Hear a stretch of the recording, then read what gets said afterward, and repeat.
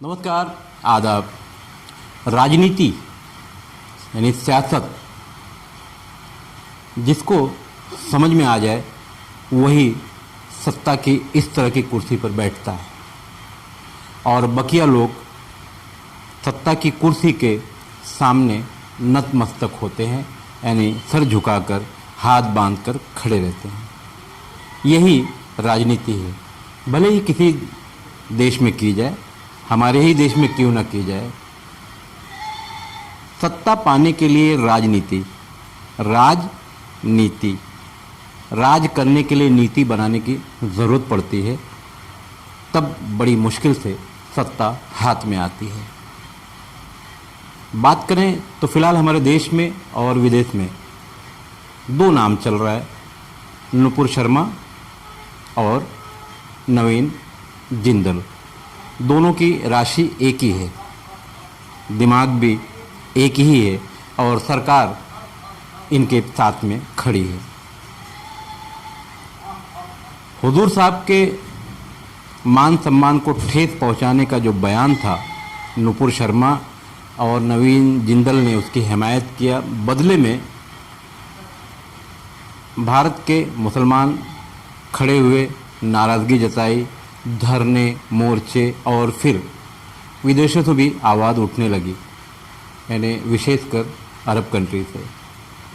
अब यही राजनीति का जो मामला आता है, राज करने की नीति, यही राजनीति है। लोगों की मांग थी कि नुपुर शर्मा को और नवीन जिंदल को अरेस्ट किया जाए, गिरफ्तार किया जाए। पार्टी ने इन दोनों को अपने पदों से हटा दिया और उनकी गिरफ्तारी नहीं हुई। अब असली राजनीति यहीं से चल रही है। सरकार चाहे जिसकी भी हो, हमारे देश में कांग्रेस की सत्ता सबसे ज़्यादा रही तो बाबरी मस्जिद का ताला भी इन्होंने खुलवाया। एक तरफ मुसलमानों की हिमायत करने का दावा, दूसरी तरफ बाबरी मस्जिद का ताला खोलने का मामला। हालांकि राम जन्मभूमि बाबरी मस्जिद का फैसला आ चुका है, वो विवाद ख़त्म हो चुका है। तो सरकार चलाने के लिए नीति की ज़रूरत होती है, राज करने की ज़रूरत अगर पड़ी तो नीति की ज़रूरत होती है। अगर सरकार ने वक्त रहते नुपुर शर्मा और नवीन जिंदल को अरेस्ट कर लिया होता तो देश में जो कुछ फ़िलहाल चल रहा है, लोगों के प्रोटेस्ट, पत्थर, जो कुछ भी चल रहा है, बाद में पुलिस के डंडे, फिर घरों को तोड़ना, जैसा कि प्रयागराज में हुआ है और इसके पहले भी हुआ है, तो समझ के बाहर यही है कि सरकार वक्त रहते, सरकार चाहे जो भी हो, आज भारतीय जनता पार्टी की सरकार है, तो अगर वक्त रहते इन दोनों को अरेस्ट कर लिया जाता तो देश में आज जो चल रहा है वो नहीं होता। मगर सरकारें जो भी होती हैं इसी तरह के मामले का इंतज़ार करती हैं कि अगर ये नहीं करेंगे तो इसका रिएक्शन देखते हैं क्या होता है, उससे सत्ता में बैठे हुए जो लोग हैं उनको फ़ायदा मिलेगा, जैसा कि नुपुर शर्मा और नवीन जिंदल मामले में मिला। इस तरह के जो मामलात है, सरकार जानबूझकर ढिलाई करती है ताकि पासा पलट जाए, जैसे कि इस मामले में, यानी हुजूर साहब के मामले में पलट गया। अब नवीन जिंदल, नुपुर शर्मा अरेस्ट तो नहीं हुए, मगर प्रोटेस्ट करने के नाम पर तकरीबन 500 मुसलमान लाकअप में पहुंच गए और वीडियो भी वायरल हो रही है, धूम से उनकी पिटाई भी हो रही है और मास्टरमाइंड बताकर उनका घर भी तोड़ दिया गया, जैसा कि प्रयागराज में हुआ है।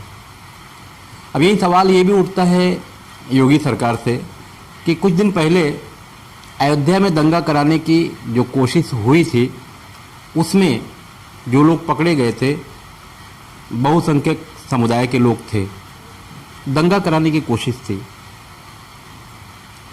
तो फिर इनके घर क्यों नहीं तोड़े गए? किसानों के ऊपर गाड़ी चढ़ा देने वाले उस नेता के बेटे का घर क्यों नहीं तोड़ा गया, ये सवाल है।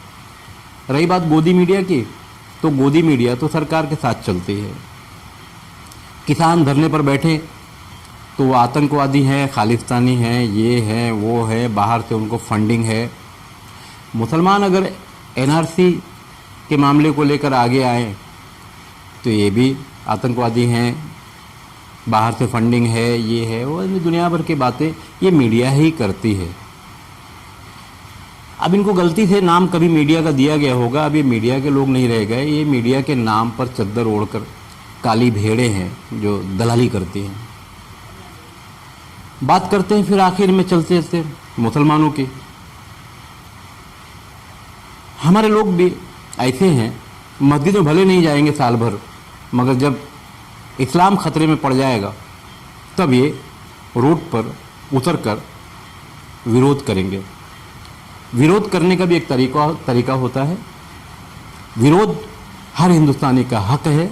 अगर उसके साथ, उसके धर्म के साथ अन्याय हो रहा है या किसी आम इंसान के साथ अन्याय हो रहा है तो संविधान में आवाज़ उठाने का हक है, मानते हैं, मगर उसका एक तरीका भी होता है। अगर जज्बात में हमारे देश में विरोध किया गया तो फिर लॉकअप, जेल, पुलिस के डंडे, कानून कायदे के हथौड़े आपके लिए तय है, वो मिलना ही है। मुद्दा जो चल रहा है वो एक अलग चीज़ है, मगर बदले में आपको ये मिलना है।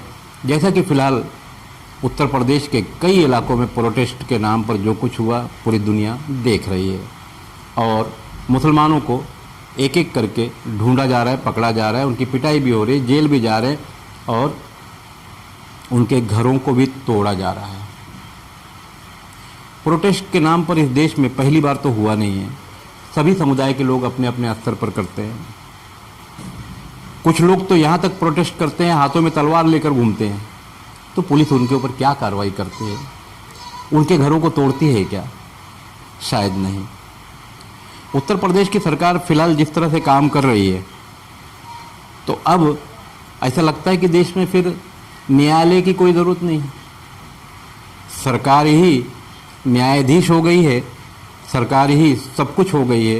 यानी अब इस देश में, जिसे हम लोकतंत्र के नाम से, भारत दुनिया के महान लोकतंत्रों में से एक है, तो अब ये इस लोकतंत्र में ये ठोकतंत्र का जो काम हो रहा है, इसका जवाबदार कौन होगा? कहीं ना कहीं मुद्दे वहीं रह जाते हैं,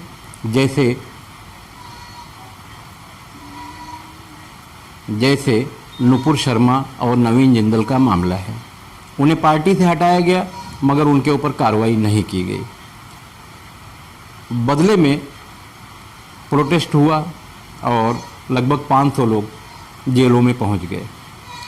सवाल यहीं उठता है कि आखिर राजनीति करने के लिए हमारे देश की जो पार्टियां हैं, जो सत्ता में पहुंचती हैं या सत्ता से दूर हैं, दोनों किस हद तक गिरेंगी? क्योंकि देश में इतनी बेचैनी पाई जा रही है। ऐसा नहीं है कि सिर्फ मुसलमान परेशान हैं, दूसरे बहुसंख्यक समाज के लोग भी तनाव में हैं कि भाई देश में क्या हो रहा है। हम एक आज़ाद भारत में रहते हैं, आज़ाद हिंदुस्तान में रहते हैं, और आखिर हमारे देश में हो क्या रहा है? क्योंकि ये जो हो रहा है आने वाले दिनों के लिए ये ठीक तो नहीं हो रहा है। कहीं ना कहीं सरकारों को वक्त रहते अब कार्रवाई करनी चाहिए। जो गुनहगार है, गुनहगार कोई भी हो, किसी भी समुदाय का हो, तत्काल उसके ऊपर अगर कार्रवाई नहीं होती है तो आने वाले दिनों में इस तरह के प्रोटेस्ट वगैरह बढ़ ना जाएं, लोग एक दूसरे को दौड़ाने लगेंगे, तो फिर क्या होगा? फिर दुनिया को हम क्या मुंह दिखाएंगे? फ़िलहाल पूरी दुनिया में भारत की जो तस्वीर सामने है वो एक अलग अंदाज में देखी जा रही है। कहीं ना कहीं सरकारों को अब इस पर कार्रवाई करना चाहिए और नुपुर शर्मा और नवीन जिंदल पर तत्काल कार्रवाई करते हुए उन्हें जेल भेज देना चाहिए, ताकि ये जो प्रोटेस्ट वगैरह का जो मामला है ये सब यहीं समाप्त हो जाए, मामला ख़त्म हो जाए। मैं खान फ़खर आलम।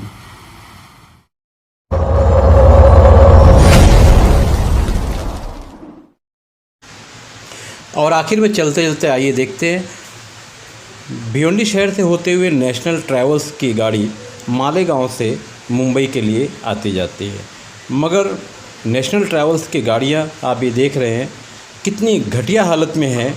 तो ये जो इनके कस्टमर हैं, जो इनके पैसेंजर हैं, उन्हें क्या सेवा देते होंगे।